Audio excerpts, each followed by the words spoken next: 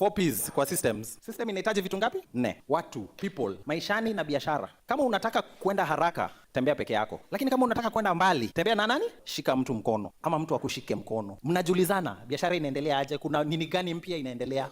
Na hata hao watu wengine ni a banker, a lawyer, accountant. Ni nani anakuambia? Ni nani anakushika mkono?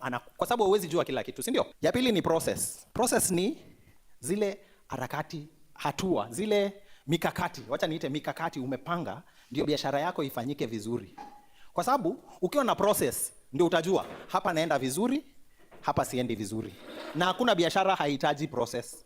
Na lazima uiandike na uijue na ufuatilie. Ndio utajua nikifanya hivi. Kama biashara yako utajua mwezi fulani napata faida fulani. Ama customers wangu wanakujanga wakati fulani. Ni kwa nini wanakuja wakati huo? Nikifungua saizi napata wateja wengi. Nikifunga saizi napata kidogo. Process. Nitafungua biashara saa ngapi? Nitapanga vitu ngapi? Nitachukua stock siku gani? Nitaenda kudai watu siku gani? Kuna siku nitaenda marketing. So hiyo ndio ya pili, process. Ya tatu, position. Biashara yako unaifungua wapi? Ukae chini ukijiuliza, nimefungua hii biashara sawa. Niko hapa mahali ambapo nafaa kukua.